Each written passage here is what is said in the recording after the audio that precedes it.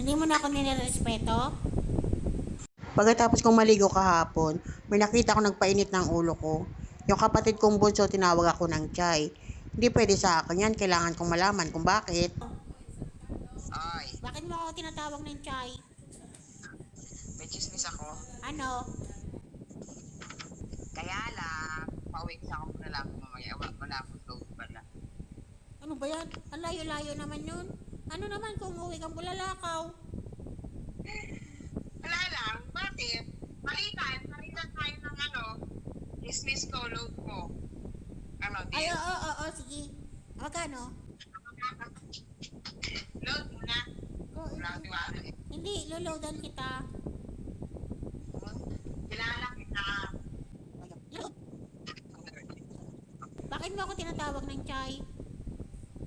Oh. Hindi mo na ako nirerespeto?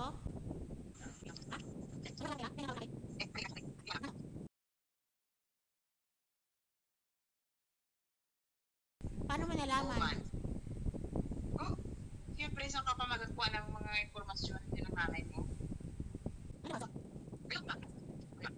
Pero bakit Chay na lang tawag mo sa akin? Kasi nga, may chismis ako. Pag gano'n ang mga bungad ng chat ko, mag-reply ka agad.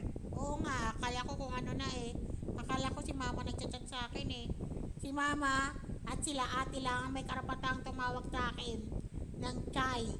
At yung mga kaibigan ko, pag mas matanda ko, ate Chay. Naiintindihan mo? Naiintindihan mo? Ate Chay. Yes, Chay.